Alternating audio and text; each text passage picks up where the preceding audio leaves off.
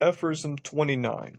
Few are made for independence. It is a privilege of the strong, and he who attempts it, having the completest right to it, but without being compelled to, thereby proves that he is probably not only strong but also daring to the point of recklessness. He ventures into a labyrinth. He multiplies by 1,000 the dangers which life, as which always brings with it.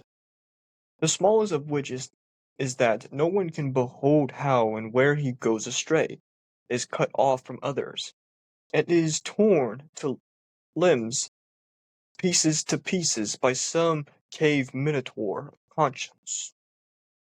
If such a one is destroyed, it takes place so far from the understanding of men that they neither feel it nor sympathize, and he can no longer go back.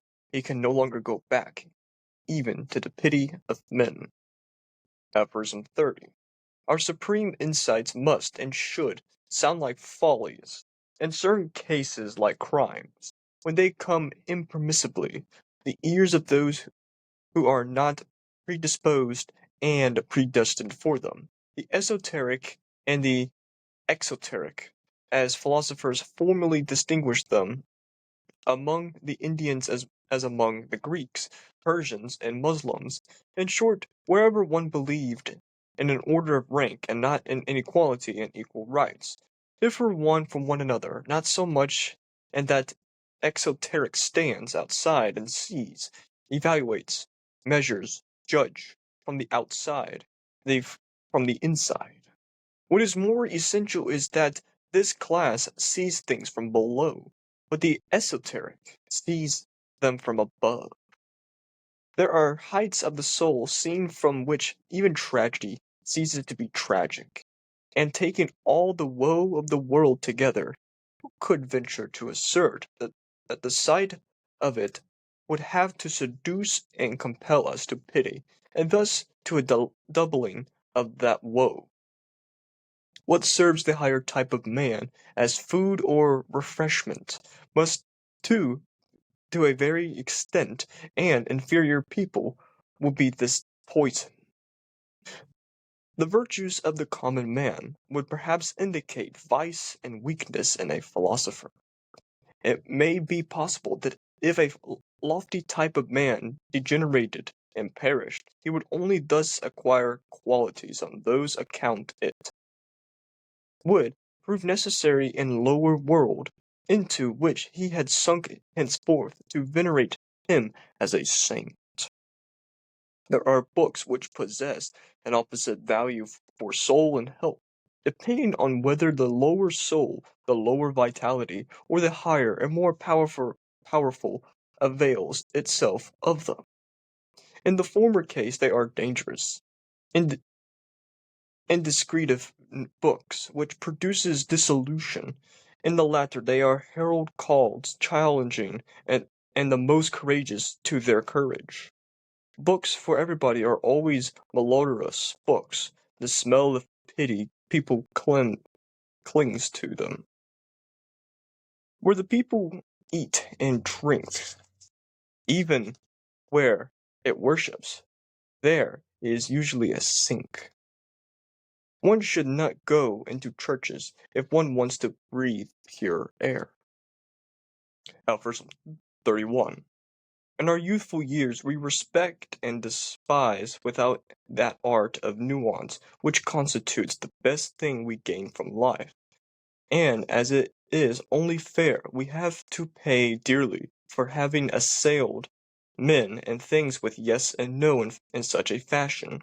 Everything is so regulated that the worst of all tastes, the taste for the unconstitutional, is cruelly misused and made a fool of unit. A man learns to introduce a little art into his feelings, and even to venture trying the artificial.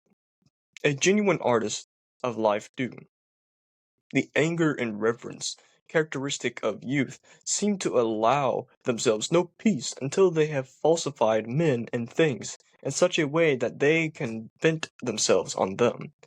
Youth as such is something that falsified and deceives. Later, when the youthful spirit, tormented by disappointments, finally turns suspiciously on itself, still hot and savage, even if its suspicion and pangs of conscience.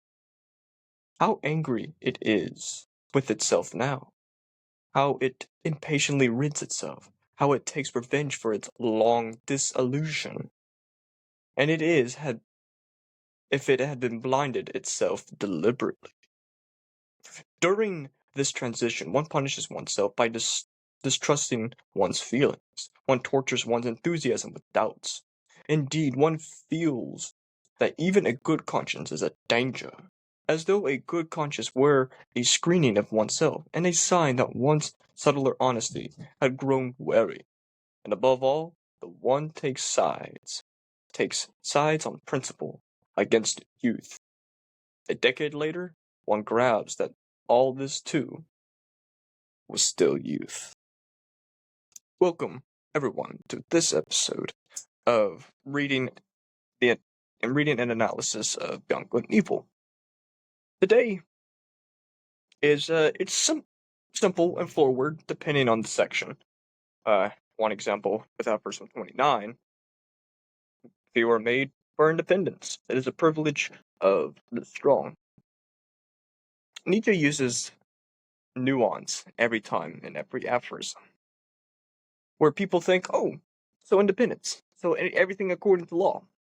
Nietzsche would say, no, not that. According to your law, but the law that is objective, absolute, and in totality, that's not the independence. It will be dependent upon that state, which is a means to an end, hence the origination of the state. And he says it's a privilege of the strong. And he who attempts it, having the completest right to it, but without being compelled to, thereby proves that he is probably not only strong, but also daring to the point of recklessness. There's an idea that he said earlier in this work, the freedom of will. The freedom of will is liberating yourself from from subjugated ideas, values, both objective, absolutist, moral maxims, including those, and majestic moral edifices, as Immanuel Kant loves majestic edifices. And liberating your will from those concepts. And in another word, the free spirit. Where, if you tie those two together, it creates a comprehensive view of what Nietzsche is saying of independence. Plus, obeying and commanding oneself is a form of freedom or independence for Nietzsche. He continues forward that that the completest right is to but without being compelled to, and thereby proves that he is probably not only strong but also daring to the point of recklessness, being audacious, to venture off the status quo, the benefits of the state, materialism, etc., for one's personal imperative. He who ventures into the labyrinth, a maze, he multiplies by 1,000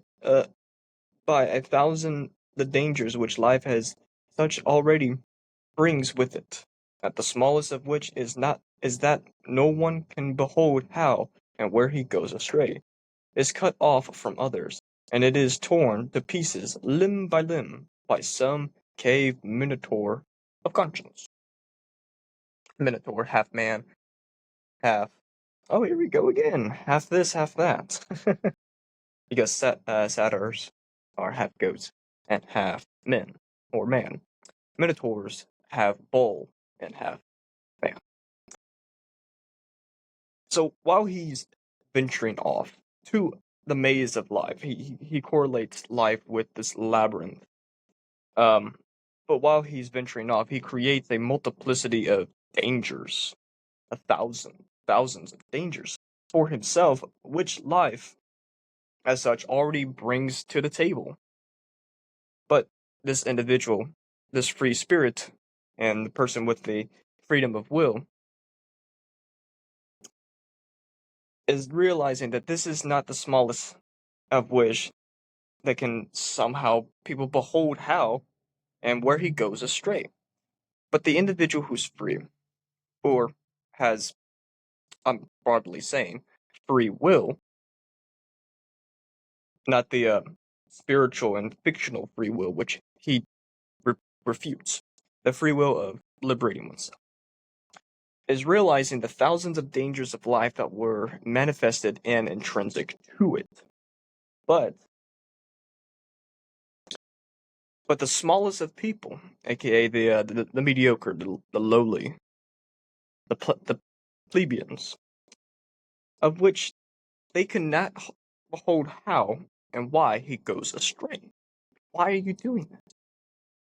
And with that why you're doing this, this individual receives the how.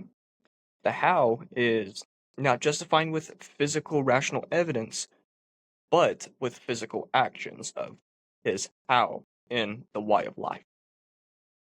Hence why he cuts off from others and is torn to pieces limb by limb by some cave minotaur conscience. The cave minotaur, a metaphor and analogous idea, which he'll say again in Beyond Good and Evil, but he's saying that with these burly, monstrous creatures, they love violence, and this becomes consciousness, or the form of good consciousness. And while you're separating yourself from others, there comes this metaphor of a cave minotaur, annihilating you piece by piece, limb by limb, psychologically. It continues forward as if such a one is destroyed. It takes place so far from the understanding of men that they neither feel it nor sympathize. AKA, individuals where they realize that joy is self conquest, solidarity, and experimentation, while it's the downfall of others. And this destruction or pain is an afterthought that shouldn't be sympathized, nor pitied, nor empathized.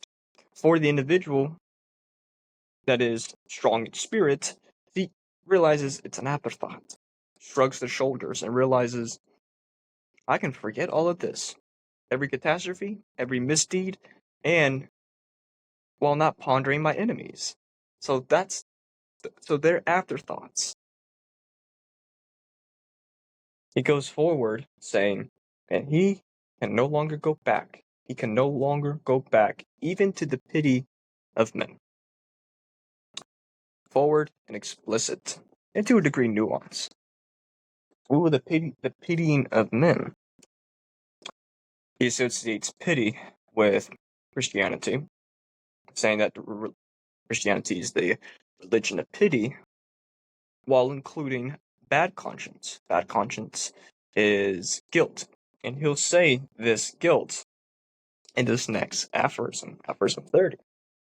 Our supreme insights must, and should, not like follies to others, in certain cases like crimes, when they come impermissibly to the ears of those who are not predisposed and predetermined or predestined for them. This is the he'll elaborate this in Beyond he'll elaborate this in Beyond Good and Evil, that too. But he'll elaborate this on Genealogy of Morals with in the second essay of Justice, that justice is renamed as vengeance or resentment of a contractual perception of debt and credit, where you're in debt to someone, and thus the credit of joy is punishing the individual, which people renamed it as justice, compensation, on a federal and inflicting pain level. Hence why guilty is embedded in society today, including of the aristocratic class. So for these people hearing these supreme insights, it becomes a folly for them. Why? In the cases of crimes, because these people are not predisposed nor predestined for this type of venturing off to the labyrinth. And then he distinguishes them as the exoteric and the esoteric philosophers, formerly distinguished them among the Indians as among the Greeks. Same with the Persians and the Muslims. In this text, this is another spelling of Muslims versus how in modern times Muslim is spelled. It's spelled Moslems versus what the other spelling is. Same definition, two different spellings, and two different times. Continues saying, in short, wherever one believed in an order rank and not in inequality and equal rights, differ one from one another. Not so much in that the esoteric stands outside and sees, evaluates, measures, judges from the outside, not from the inside. What is more essential is that this case, or this class, sees things from below, but the esoteric sees them from above. The crucial idea and reality for Nietzsche is the order of rank. Include the pathos of distance. What's the pathos of distance? It's the emotional separation or distance from people. Say if you were attached to this girlfriend or best friend or friends from middle school and high school, but you slowly realize that they're hindering your opportunity and self-cultivation in life, it becomes a tormenting effect of emotionally separating yourself from them. And if you see it in reality of the minor and the esoteric individuals in society today and before us, one example, Nikola Tesla, that while he was germophobic, he frequently separated himself from others because he was emotionally attached to the work of developing man from simple lighting of a fire lamp to electricity. Plus, sacrificing time, funerals, weddings, birthdays for his work. To a degree, that's slavish of him and what Nietzsche would see, but the 180 of it is he developed he developed materially humanity with the sight of electricity from the condensing light bulb, courtesy of whoever you think created it. People say Alexander Graham Bell. Some people say it was other people, and that Alexander Graham Bell capitalized upon this idea. Same with Carl Benz. He capitalized on the nuanced blueprints of how a car functions. But because he received the money and the parts of it, he created uh, the Benz car, which is now merged as Mercedes-Benz of today. Pricing. Oh, you Germans and your love of pricing. But their love of pricing does reflect the great quality of their cars. Uh, one example is I was in a deer accident a month ago. I was using my friend's Volkswagen Jetta, and a doe, bashed the rear bumper and attached it, plus the driver's side bracket attaching the bumper to it. And because it's a foreign car and not domestic, it becomes pricey. Oh, the Jetta was great. It performed well. The appearance was great.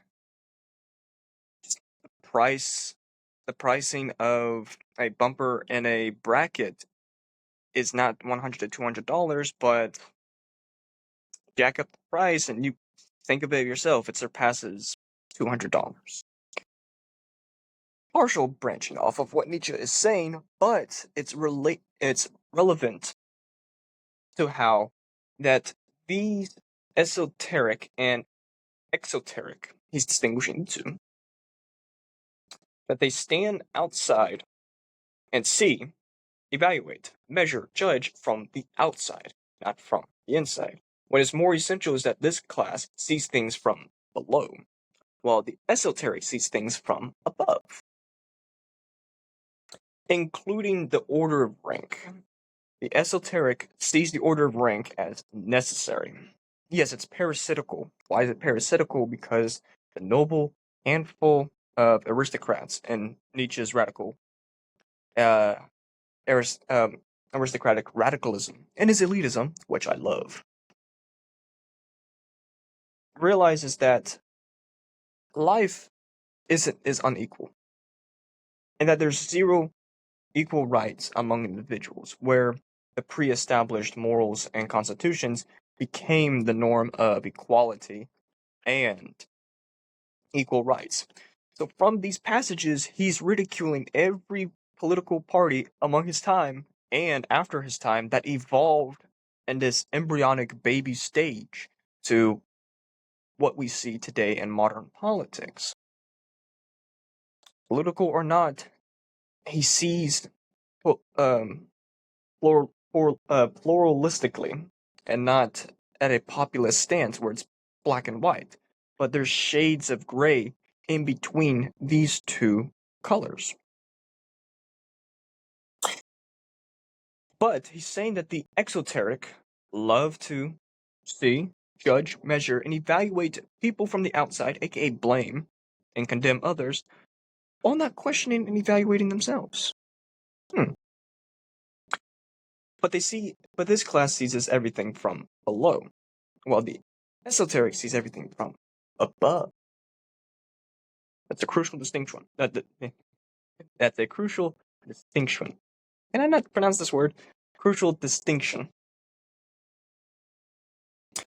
And he continues forward with that there are heights of the soul seen from which tragedy even ceases to be tragic, and taken all the woe of the world together with who venture to assert that the sight of of what of it would have to seduce and compel us to pity, and thus to a doubling of that woe.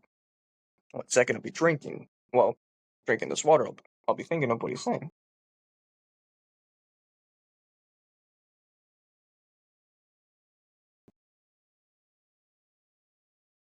This heightening of the soul says it's a secret to harvesting a joyful and blissful life, including living dangerously.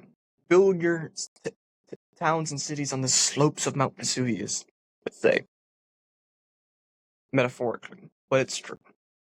He's saying that the what heightens the soul, seeing from which this is a tragedy to others, the person with their heightened spirit or soul ceases to think everything is tragic. Now that's conscious innocence, which he would say in the next two aphorisms as no, the next one after aphorism 31 is an extra moral age, where everything is innocent, where they consciously say to themselves and to others, depending on the person, if they're sensitive or insecure, say everything is innocent of life.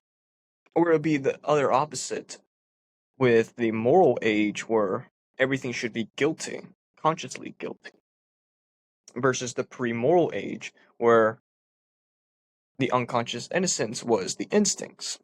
And once we arrive at the aphorism tomorrow, I'll elaborate what I'm saying now. But he continues forward of why is why is it seen as tragic, but taking all this woe of the world, sorrow inside the world, who should venture to assert that the sight of it would have to seduce and compel us to pity, and thus to doubling of that woe? Why are we pitying? Why are we dragging people to the same level as us when they elevated and heightened their life and you couldn't? This is a crucial distinction of Nietzsche at at his prime. The individuals who see everything consciously innocent versus people who see everything consciously guilty. And why are we doubling this woe and sorrow and this pessimism, this pathological pessimism on the world, which before Schopenhauer, which Schopenhauer capitalized this pessimism on, this becomes what serves the higher type of man as food or refinement must be very different and inferior type, be almost poison. While the higher or superior type of man sees lack the lack of tragedy, and this harkens to the Greeks with their form of tragedy. They realize that the decadence, the turmoil, the pain, anguish, they laugh at it because it's part of life, which people can't reconcile with. Versus the poisonous food of the inferior. This is a critique. He favors, he loves one to a degree while criticizing the other and having mutual respect for them to a degree. And this ties with the doubling of the woe because of the inferior type being almost poisonous to everything that was once contemplated as overpowering, mastering, triumphant, conquering, etc., etc. The virtues of the common man would perhaps indicate vice and weakness in a philosopher. It may be possible that if a lofty type of man degenerated and perished, he would only thus acquire qualities on whose account it would prove necessary in the lower world into which he had sunk therefore to venerate him as a saint. This lofty individual, he said this previously in Aphorism 28, 27, and 26. Or why are you succumbing to the rule of man? Why are you not discharging your lofty and superior strength versus degenerating and perishing yourself to these inferior classes, which are poisoning you physiologically and psychologically and becoming common? There's a great quote in Human All Too Human where he says, "And how can a nation use man if they are unknown, unused, and almost forgotten, where the higher type of man is not imitated, unlike the majority man is the imitation, where character is horizontally linear and not vertical." And this is what he's saying here with the philosopher and people before him and people after him, plausibly himself, if you read his journals. But reading his journals would clarify what he's saying in the majority of these aphorisms. But in this situation, he's not. I wouldn't correlate or compare him to the philosopher in this sense because he wouldn't think of himself as a philosopher. He saw himself as an old philologist or a man loving sickness unto health, versus Kierkegaard's sickness unto death, which is despair and resentment. That's similar to what Nietzsche would say. The sickness unto death, but two different men and two different views of sickness unto death. And he continues forward with this lowering world into which he had sunk therefore to venerate him as a saint, aka society venerating and hailing this individual as a saint. Nietzsche said before, be wary and cautious of martyrdom, of idealizing yourself, because you'll succumb to the brutal, bullish, slandering suspicion of these people. And he continues forward. There are books which possess an opposite value for soul and health, depending on whether the lower soul, lower vitality, or the higher and more powerful avails itself of them. In the former case, they are dangerous, disintegrative books, which produces dissolution of the person. In the latter, they are herald calls, challenging the most courageous to their courage. One example, the Odyssey and Iliad, or other classical works from ancient Greece, ancient Egypt, Persia, and the Roman Empire. He's distinguishing these two of what is life developing and advancing versus what's life degrading and preserving. He includes it in literature.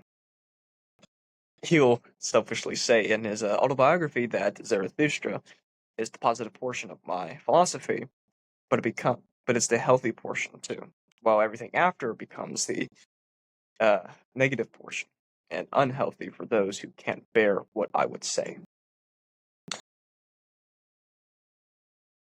So it's another comparison of literature for Nietzsche, including language, how language is the game of what naturally language did and continues to do, not of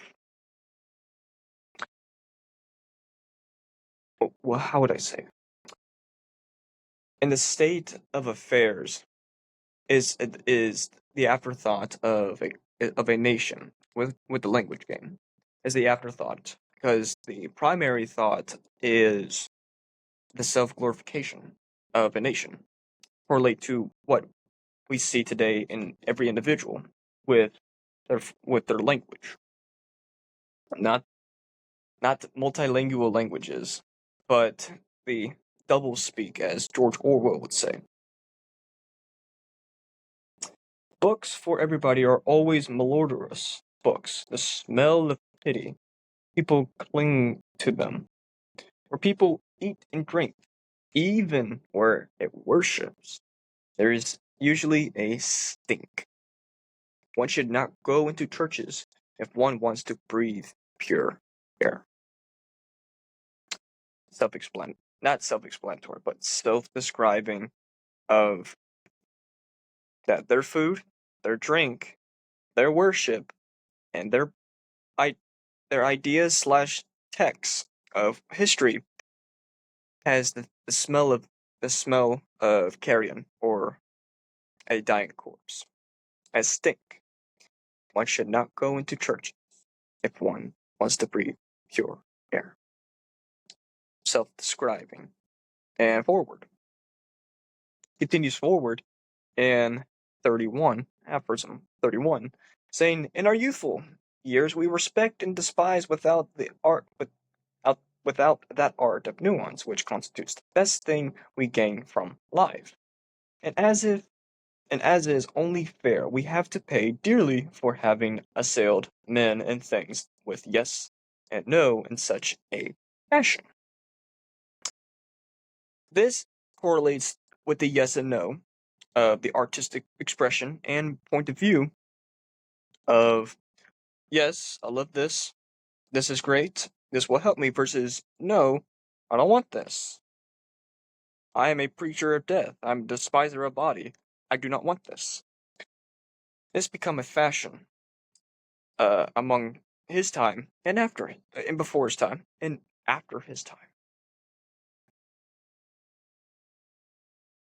But this is another ridicule of the philosopher, aka he redefined the philosopher as the spectator of art, where in our youthful years, we respected and despised outside of art the nuance which constitutes the best thing we gain from life, either a yes or a no. But he's saying that because of this, we pay dearly for assailing this yes and no from our youthful years to becoming a spectator of art and not performing the art. Everything is so regulated that the worst of all tastes, the taste for the unconditional, is cruelly misused and made a fool of unity. A man learns to introduce a little art into his feelings and even to venture trying the artificial, as genuine artists of life do. Straightforward of what he's describing here, but he includes this authentic artist of life by by being audacious and attempting the artificial side, the unhealthy side of art or his taste. Because of this, it becomes the unconditional. It becomes the cruelly misused and made a fool of until man learns to introduce a little art into his life. because of introducing this little art into his feelings, his emotions, and trying or attempting this artificial, it be- it becomes the worst of all tastes, this unconditional and misused worst of all tastes, which is now regulated and preserved in systems. The anger and reverence characteristic of youth seem to allow themselves no peace until they have falsified men and things in such a way that they can vent themselves on them. Youth, as such, is something that falsifies and deceives. At first glance, you think, oh, so we shouldn't trust the youth. Why shouldn't we trust the youth? That's not what Nietzsche is saying.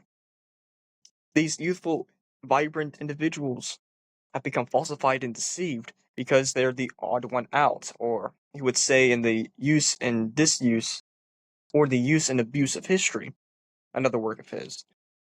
He'd say nausea, where the emotions, hormones, ambitions, thoughts, and desires are spontaneously flaring inside the individual, so they're out of whack or an oddity to to society till they become obedient to the system after birth. And he's saying that this becomes the anger and reverent characteristic of the youth because it allows themselves no peace until they are falsified and become men of the common and the majority.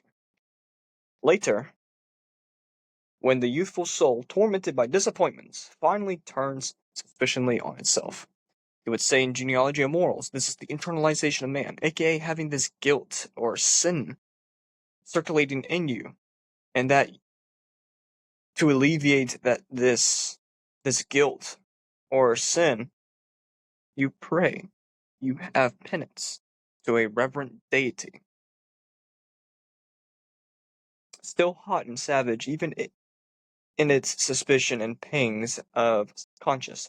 How angry it is with itself, now how it impatiently rids itself, and how it becomes revenge for its long self-disillusion, as if it had blinded itself deliberately. During the transition, one punishes oneself by distrusting one's feelings. One tortures one's enthusiasm with doubts. One's feelings become indeed, well, no. One feels that even a good conscience is a danger, as though a good conscience were a screening of oneself and a sign that one's subtler honesty had grown wary.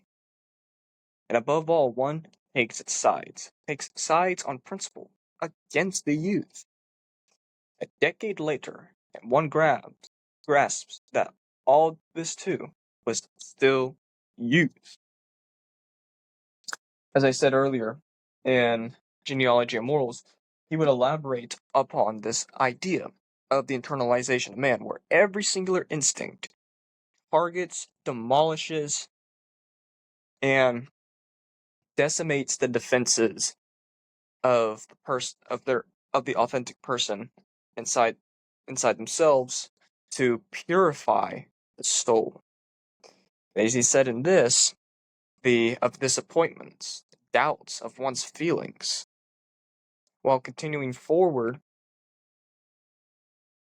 this guilt is inculcated in society. And as I said earlier, it's with the aristocrats. Why is it with the affluent aristocrats? Because we're entering the fourth, fifth, and sixth generation of aristocrats who didn't sacrifice themselves for the development and evolutionary line of their company or lineage. So they have these extravagant use of their money, which becomes self-punishment and alleviating pain from the guilt of not sacrificing themselves for the development of one, themselves, and two, the family. I think that's everything I have to say for today.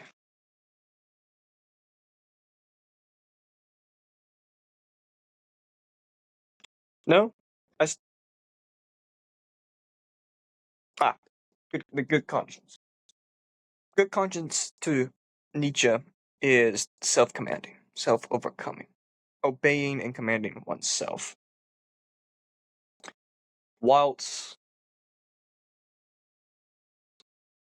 good conscience in the sense of subtler honesty as a danger is correlating this good conscience of the status quo, objective morality, materialism, systems, and the instruments of civilization to domesticate everybody in a form of good conscience, where it becomes less of a subtler honesty and a haphazard for this youth. But they're still youthful. They're still flaring with the spontaneous emotions and hormones. Or hindering them of their opportunity to nourish themselves, plus developing their life. That's everything I have to say for today. Amor fati.